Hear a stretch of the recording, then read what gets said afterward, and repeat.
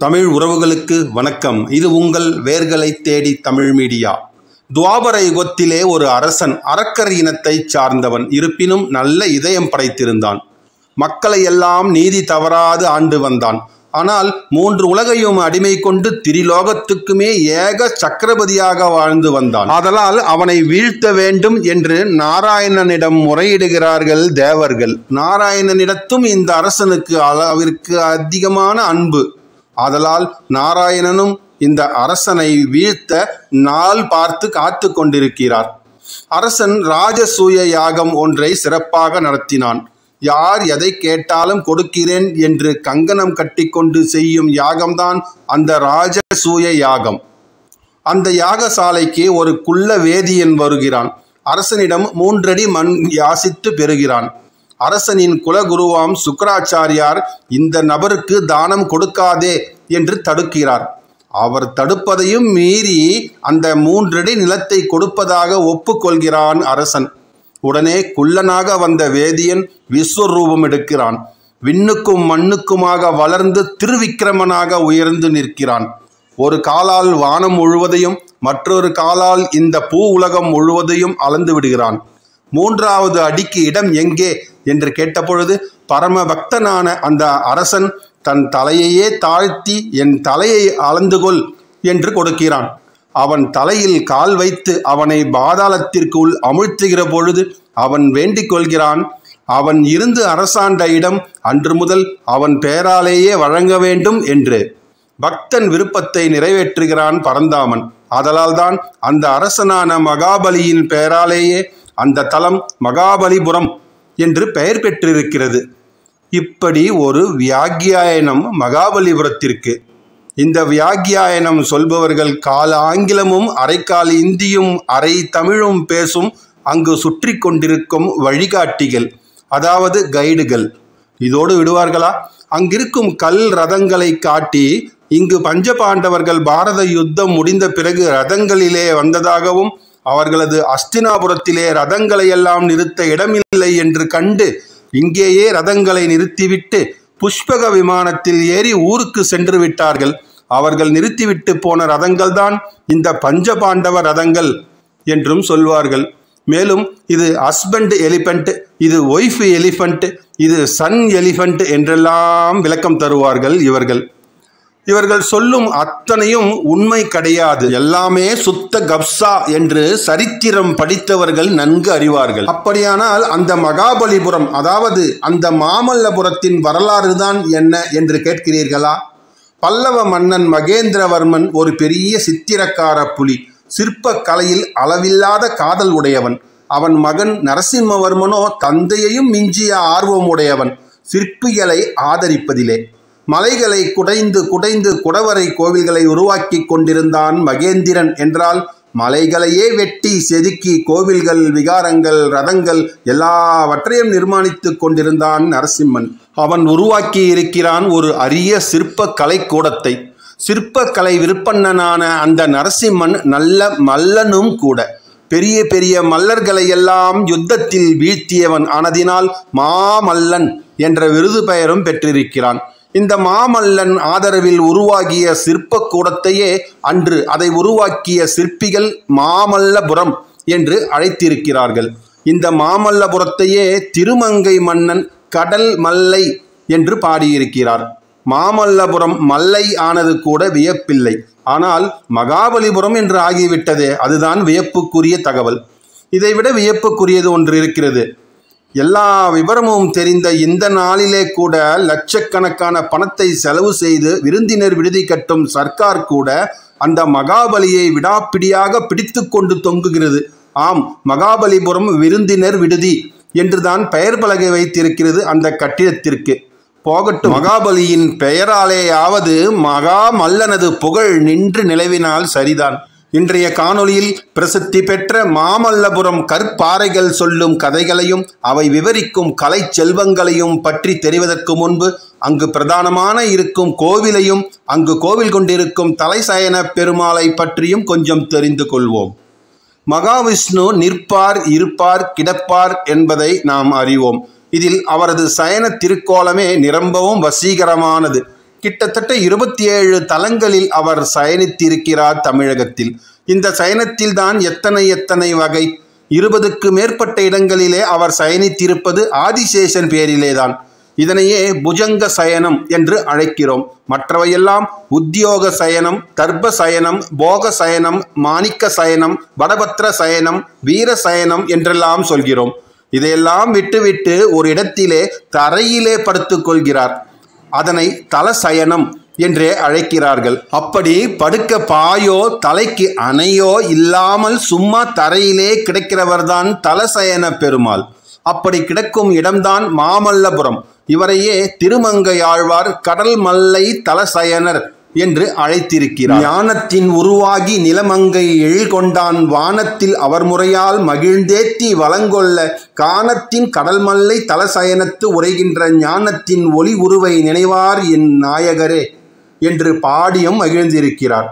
இங்கு இப்படி இவர் தரையிலே படுக்கும்படி நேர்ந்தது எதற்காக என்பதையும் இப்பொழுது தெரிந்து கொள்வோம். அதற்கு பிரம்மாண்ட புராணத்தையே ஒரு திருப்ப வேண்டும். புண்டரீகர் என்று ஒரு மகரிஷி. அவர் மகாவிஷ்ணுவிடம் அத்தியந்த பக்தி உடையவர். தினம் தாமரை மலர் கொண்டே அர்ச்சித்து வழிபடுவார் விஷ்ணுவை. அவர் தலம் தலமாக செல்லும் பொழுது திருவெட வெந்தை வந்து அங்கிருக்கும் வராக பெருமாளை வணங்கியிருக்கிறார். அங்குள்ள தடாகத்தில் 1000 இதழ்கள் உள்ள ஒரு அரிய தாமரை மலர் ஒன்று கிடைக்கிறது. அந்த மலரை பரந்த கடலில் உள்ள பரந்தாமர் திருவடியில் சேர்க்க அவரது உள்ள உணர்வு கூறுகிறது. பார்க்கடல் செல்வதற்கு முன்பு இடையே உள்ள கருங்கடலை கடக்க வேண்டியிருக்கிறது. இதனை கடப்பது எப்படி? அதற்காக அந்த கடற்கரையிலே ஒரு கொண்டம் ஒன்று கட்டுகிறார். அந்த கொண்டத்திற்கு அப்புறம் கடல் தண்ணீரை எல்லாம் இறைத்து கொட்டி கடலை வற்றடித்து விட்டால் பார்க்கடல் செல்வது எளிதாக இருக்குமே என்று நினைக்கிறார் அவர். இது முடிகிற காரியமா என்று கூட அவர் நினைக்கவில்லை. வேலையை துவங்கி விடுகிறார். மலர் வாடுவதற்குள் கடல் நீரை வற்ற வைக்க வேண்டுமே என்று துரிதமாகவே வேலை செய்து கொண்டிருக்கிறார். இவர் எடுத்துக்கொள்ளும் சிரமத்தை கண்டு பரந்தாமனே ஒரு வயோதிகர் உருவில் இங்கு வந்து நானும் உமக்கு துணை செய்யட்டுமா என்று கேட்கிறார். அதற்கு கூலியாக கொஞ்சம் உணவும் தண்ணீரும் கேட்கிறார். புண்டரீகர் அதற்கு ஒத்துக்கொண்டு அவருக்கு உணவு கொண்டு வர ஊருக்குள் செல்கிறார். அவர் திரும்பி வந்து பார்த்தால் வயோதிகர் சங்கு சக்கரதாரியாக புண்டரீகர் கட்டிய கொண்டத்திலேயே படுத்து கொண்டிருக்கிறார். கடல் நீர் வற்றி போயிருக்கிறது. பார்க்கடலுக்கு வழி நேராக திறந்திருக்கிறது. இப்படி புண்டரீகரை வழிமறித்து தரிசனம் கொடுக்கவே பரந்தாமன் இந்த தலத்தில் தலசயனனாக எழுந்தருளியிருக்கிறார். அன்று புண்டரீக மகரிஷி வேண்டிக் கொண்டபடி என்றுமே தரையில் கிடக்கும் சயனனாகவே மக்களுக்கு சேவை சாதித்து கொண்டிருக்கிறார் விஷ்ணு. இவர் வெறும் தலசயனன் மட்டுமல்ல, ஜலசயனனும் கூடதான். ஆம், தலசயனர் கோவில் கொண்டிருப்பது மாமல்லபுரம் ஊரில் உள்ள கோவிலில் என்றால் ஜலசயனர் கோவில் கொண்டிருப்பது கடற்கரை கோவிலிலே. இருவரையும் சேர்த்தே 27 பாசுரங்களில் மங்களாசாசனம் செய்திருக்கிறான் திருமங்கை மன்னன். மாமல்லபுரம் இந்த தலத்திற்கு செல்வதற்கு சென்னையிலிருந்தும் செல்லலாம், செங்கல்பட்டிலிருந்தும் செல்லலாம். ஏராளமான பேருந்து வசதிகளும் இருக்கிறது. கொஞ்சம் பக்தி உடையவர்கள் என்றால் பேருந்தை விட்டு இறங்கிய உடனேயே முதலில் தலசயன பெருமாள் கோவிலுக்குள் நுழைந்து தலசயனரை தரிசித்துவிட்டு வெளியே வரலாம். இல்லை, நமக்கும் பக்திக்கும் வெகு தூரம், நமக்கும் கலைக்குமே நெருங்கிய தொடர்பு என்று சொல்லி பெருமைப்பட்டு கொள்கிறவர்கள் எல்லோரும் அப்படியே மேற்கு நோக்கி நடக்க புறப்பட்டு விடலாம். உண்மைதான். தலசயனர் கோவில் உள்ளே தலசயனரை தவிர பார்க்க வேண்டிய சிற்ப வடிவங்கள் அதிகம் இல்லை.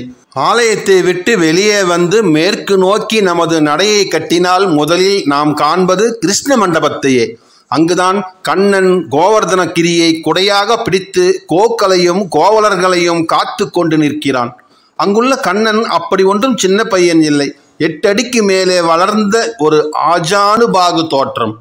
அவனையும் மற்றவர்களையும் பார்க்கிற பொழுதே அங்கு பால் கறக்கும் கோபாலனையும் பார்க்க முடிகிறது. அந்த கோபாலன் இன்றைய காலத்தியவன். நாம் படம் பிடிக்கிறோம் என்று தெரிந்து நம்மை திரும்பி பார்த்து ஒரு நல்ல போஸ் வேறு கொடுத்து கொண்டிருக்கிறான் சிற்ப உருவிலே. பெரியதொரு பாறையிலே வெட்டி செதுக்கி அற்புதமாக சிற்பம் இங்கு செய்திருக்கிறார்கள். பின்னால் யாரோ மண்டபம் எல்லாம் கட்டி நாமெல்லாம் நின்று பார்க்க நல்ல வசதியும் செய்து கொடுத்திருக்கிறார்கள். இதற்கு கொஞ்சம் மேற்கே நகர்ந்தால் பிரபலமான அர்ஜுனன் தவம் என்னும் அந்த சித்திர பாறை முன்பு வந்து நிற்போம். நாம் நிற்கும் இடத்திலிருந்து 15 அடி தாழ்ந்தும் மேலே 20 அடி உயர்ந்தும் நீண்ட பெரிய 2 பாறைகள் முழுவதையும் அடைத்து கொண்டிருக்கிறது. இந்த சிற்பங்கள், அதாவது இது அர்ஜுனன் தவமா இல்லை பகீரதன் தவமா என்பது இன்னும் விவாதத்திற்கு உரிய விஷயமாகவே இருக்கிறது. ஆனால் புதைபொருள் இலாகா டைரக்டர் திரு T.N. ராமச்சந்திரன் அவர்கள் எழுதிய நூல் ஒன்றில் அவர் கூறியிருக்கும் கருத்துக்களை எல்லாம் படித்து பார்த்தவர்கள் கண்டிப்பாக இதை பகீரதன் தவம் என்று சொல்ல துணியவே மாட்டார்கள். சரி, இந்த சிற்ப சித்திரம் கல்லிலே சமைத்த ஒரு கவிதை. எத்தனையோ விதமான வடிவங்கள், பூனை முதல் யானை வரை, தேவர் முதல் தவசி வரை, அர்ஜுனன் தாடி சடையன் தவம் செய்யும் கோலம், அங்கு சிவபெருமான் எழுந்தருளி பாசுபதம் அளிக்கும் திருக்காட்சி, இவையெல்லாம் தத்ரூபமாக செதுக்கியிருக்கிறார்கள். இடையே ஒரு கார்ட்டூன் சித்திரமும் இருக்கிறது. உண்மை தவசிகளுக்கு இடையே ஒரு போலி தவசி போல ருத்ராட்ச பூனை தவம் செய்யும் திருக்காட்சி ஒன்றும் செதுக்கப்பட்டிருக்கிறது. தவம் செய்யும் பூனையை சுற்றி எலிகள் அடிக்கும் கும்மாளம் எல்லாம் விவரமாக செதுக்கப்பட்டிருக்கிறது. அங்கே என்னென்ன சிற்பங்கள் இருக்கிறது என்று சொல்வதை விட என்னென்ன சிற்பங்கள் இல்லை என்பது சொல்வதே எனக்கு எளிது. இதோ சொல்கிறேன், கவனமாக கேளுங்கள். அங்கே இல்லாத சிற்பங்களே இல்லை. இன்னும் சற்று மேற்கே நடந்தால் தேன் பார்க்கும் குரங்குகள், கண்ணன் வெண்ணெய் உண்ணல் என்றெல்லாம் காட்சிகள் சிற்பங்களில். பின்னால் தெற்கே திரும்பி மேட்டில் ஏறினால் அடுக்கடுக்காய் மண்டபங்கள். லட்சுமி மண்டபம், வராக மண்டபம், மகிஷாசுரமர்தினி மண்டபம் என்று பல மண்டபங்கள் குடைந்து குடைந்து உருவாக்கி இருக்கிறார்கள். ஒரு மண்டபத்திலே வராகருக்கு எதிரே உலகளந்தார், மற்றொரு மண்டபத்திலே மகிஷாசுரமர்தினிக்கு எதிரே புஜங்க சயனர். இப்படி அழகழகான சிற்ப வடிவங்களை எல்லாம் பேஸ் ரிலீஃப் என்னும் அர்த்த சித்திர சிற்பங்கள், இவற்றையெல்லாம் பார்த்து கொண்டு பல்லவர் காலத்து கலை வளத்தை வியந்து கொண்டே நிற்கலாம் எவ்வளவு நேரம் வேண்டுமென்றாலும். இன்னும் இந்த மாமல்லையில் பார்க்க வேண்டியது எவ்வளவோ இருக்கிறது. மலைமேல் கட்டிய கோவில், அந்த கோவிலை அடுத்து கட்டிய கலங்கரை விளக்கம், எல்லாவற்றையுமே சுற்றி பார்த்து ரசிக்க வேண்டும். இதற்கெல்லாம் நேரமில்லை என்றாலும் விறுவிறுவென்று கீழே இறங்கி 5 ரதங்கள் என்று வழிகாட்டிகள் காட்டும் திசையில் சென்றால் அந்த பஞ்ச பாண்டவ ரதங்களை பார்க்கலாம். பாண்டவர்களுக்கும் இந்த ரதங்களுக்கும் யாதொரு தொடர்பும் கிடையாது என்றாலும் ரதங்கள் எல்லாம் அழகானவை, மிக பிரம்மாண்டமானவை. ஒவ்வொன்றும் ஒவ்வொரு பாணியிலே நல்ல வேலைப்பாட்டுடன் செதுக்கப்பட்டிருக்கிறது. எத்தனை சிற்பிகள் எவ்வளவு காலம் வேலை செய்து இந்த அசையாத தேர்களை செதுக்கி முடித்தார்களோ என்பது ஆச்சரியத்தை அளிக்கிறது. இதோடு தீர்ந்து விடுகிறதா? இன்னும் கொஞ்சம் திரும்பி வந்து கிழக்கே பார்க்க நடந்து சவுக்கந்தோப்புகளை எல்லாம் கடந்தால் அந்த கடற்கரை கோவிலுக்கே வரலாம். மற்றவையெல்லாம் கற்பாறைகளை வெட்டி செதுக்கியதாக இருக்க, இங்குள்ள கோவில்கள் 2 மட்டும் கல்லால் கட்டிய கோவில்களாக இருப்பதை பார்க்க முடிகிறது. ஒன்று சிவனுக்கு, ஒன்று விஷ்ணுவுக்கு என்று பங்கு வைத்திருக்கிறார்கள். சிவனது லிங்க திருவுருவை விட ஜலசயனனாக இருக்கும் பெருமாள் மிகவும் காத்திரமான வடிவம். கையில் டார்ச் லைட் இருந்தால் இருட்டில் புதைந்து கிடக்கும் அவரை நன்றாக தரிசிக்கலாம். பூஜை புனஸ்காரத்தை எல்லாம் ஊருக்கு நடுவில் இருக்கும் தலசயனருக்கு கொடுத்துவிட்டு இந்த ஜலசயனர் ஒதுங்கியே வாழ்ந்து கொண்டிருக்கிறார். இந்த கோவில்களை அடுத்த கடற்கரை மிகவும் அழகானது.